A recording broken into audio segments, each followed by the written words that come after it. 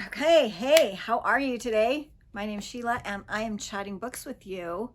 Some of my favorite books that I've read lately, and some that I read a little while ago, but then something that I figured out, and I want to help you not make the same mistake that I made. So, about a year ago, I was introduced to these lovelies. A lot of people recommended them. I got them for a good deal on Book Outlet. One of them even has, I even have a signed copy of one of these. Yeah, look at Mary E. Pearson, signed copy. You know, and I was excited. I didn't really understand how much I was going to love these books, but I ended up really loving this duology, and I've recommended it to a lot of people, and even a couple people at the bookstore when I'm shopping. They're just like, oh, I don't know what to get, and I just said these, I gave a few options that I loved, and these are one of them. I just think this duology is so easy and so fun and so enjoyable, and the writing was so good, and it's an adventure and it's fantasy with a little bit of romance, and oh, I loved these by Mary E. Pearson. And these, I should tell you exactly what they are: Dance of Thieves and Vow of Thieves by Mary E. Pearson. Okay, so I loved these and I recommended them, but then I saw a video of somebody else recommending those, but they said that it leaves you feeling like you are missing something, like there was something you should already know. And I thought, yeah, it did kind of do that, but it was still its own story and it still worked, so I didn't stress too much about it, but it kind of left you the whole time feeling like you should know something. And you should know something. You should know because there's a whole trilogy that comes before them. So you've got Kiss of Deception, then you have got The Heart of Betrayal, and then you have got The Beauty of Darkness. I loved these.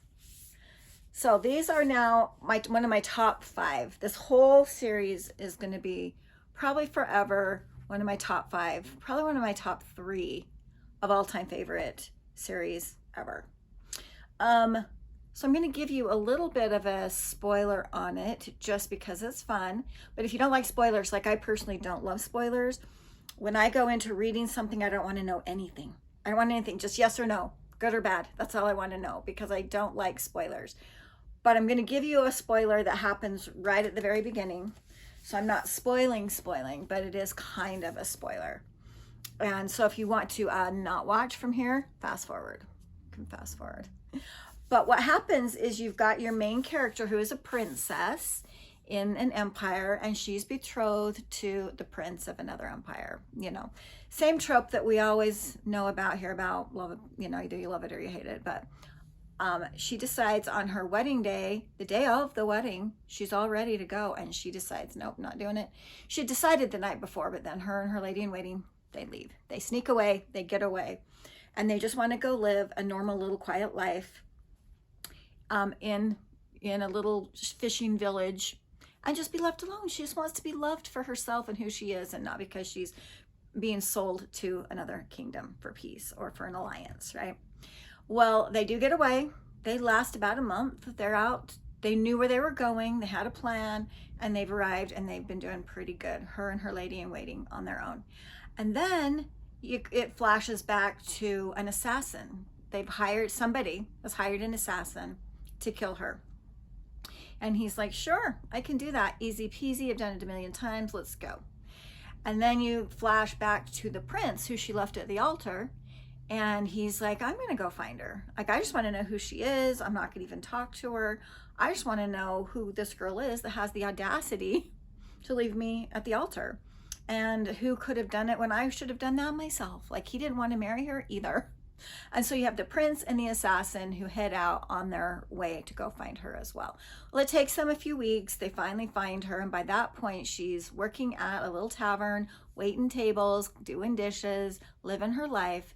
And they both, the prince and the assassin, both arrive at the tavern. They find her individually They come to the tavern. They happen to be there at the exact same time.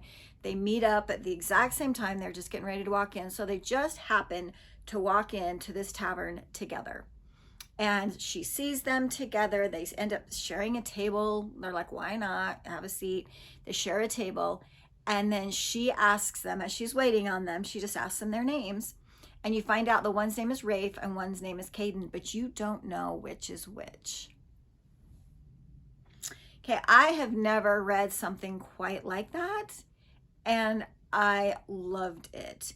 Besides the fact that Mary E. Pearson writes beautifully, she's lyrical, she's almost poetic. There are poems throughout all of these 5 or 6 books, and she does such a beautiful job writing.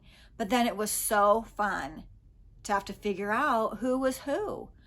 Like, you know their names, but you don't know which one's which. And she does have an affinity. She is drawn more to one than the other. And you're like, no, maybe he's the assassin. Like, you don't know. Oh my goodness. So I loved that about this first book. It only lasts about half the book, and then you go on your chaotic adventures, and you know, you're saving the world, and you're saving your kingdoms, and you're doing all of the things that epic fantasies do. And she gets, you know, the princess gets like lots of life lessons. And I just loved it. I just think Mary E. Pearson is one of my favorite authors, probably now for all time.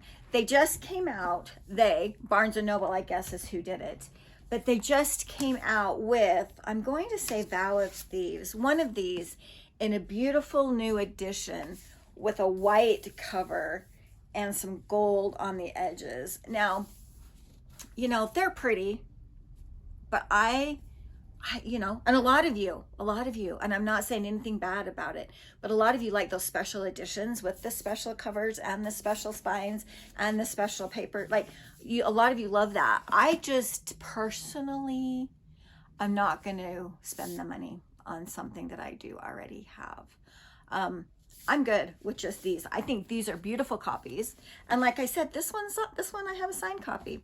I'm pretty sure this one's not signed. I checked it yeah, this one's not signed, but I have one that's signed, and I'm just pretty content with these lovely ladies right here, because I think they're gorgeous just as they are, and I don't need the special expensive copy. But that's just me. So if you do love these, there's the new Barnes & Noble edition that I guess you can go pick up. So those of you that have read this, you will have a couple of spoilers on this trilogy, because you kind of know what happens a little bit, right? You kind of know what goes down, which I wish I hadn't known. I wish I hadn't. I wish I could go back and read this from beginning to end with no spoilers, and that I didn't know kind of a few things that happen, because it was so lovely. So you get to be directed properly in the proper order to read these beautiful Mary E. Pearson books and enjoy them. And I hope you do enjoy them. Literally, I will be rereading. I just love them so much. And I zip through books really quick. Like, I read pretty quick. I zip through them. I need to know all the points. I get to the end, I need to know. And then I relax. And then sometimes I go back and read it a little slower. Maybe annotate a little, maybe underline, maybe do a few things to kind of remember some of my favorite parts. I've already gone back in the first book. After I got to the end, I went back. This is the end. Back to the first book, and went through some of my favorite. I'm like, oh, okay there. Okay. Oh, okay there. And just really, really enjoyed it. There's some hard parts too, but there's some great parts too. And if you like a heroine who is a female, if you like to see the princess, you know, have to get tough and make some hard choices and do the right thing, and even if it's hard, you know, you're gonna love this series, which I have loved. So do yourself a favor, and I said 5 or 6 books, because I'm going to show you what just happened, what just came out as well. So again, 1, 2, 3, 4, 5, 1, 2, 3, 4, 5, and then this lovely lady just got released this last year, I want to say, maybe the last year and a half. And it's a smaller book. It's got a little bit of some pictures, and even some, I don't know if I could find some that are, you know, some drawings and stuff. So this is like a, you know, what do they call it? A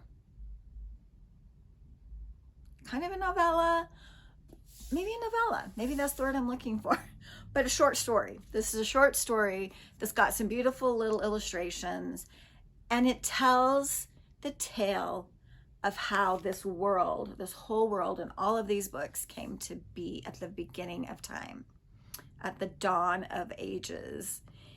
Morgan is the name of one of the empires, and this is the name of a girl, and how this kingdom came to be called Morgan, and how it even just became to be. So this was really fun, and I would recommend you read it first, but I've seen other people recommend you read it last. So at the end of all of these, go for it and read this, and it just sums things up pretty well. And but I think it would be fun to read it first as well, so you kind of understand how things begin and how these empires came to be, and who was right and who was wrong, which, you know, is never just cut and dry. No one's ever all right and no one's ever all wrong. So anyway, love this series. It's 5 stars for me, and I only give 5 stars to those that move my heart, move my soul. I will read again. I can't get off my mind. The writing was superb and beautiful, and I know that I would highly recommend these to anybody. So 5+ stars, 5+ stars for Mary E. Pearson. And this is called the Remnant Chronicles. So all of these are basically in the family of the Remnant Chronicles. Do yourself a favor, grab them, read them, enjoy them. One thing about this for me that I didn't love, and this is the same for many series, is I get hardback, softback, hardback. I don't know.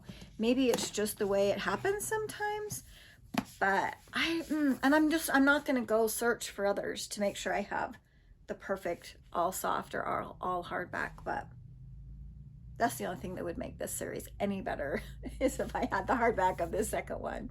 But I love them no matter what, and I hope you do too.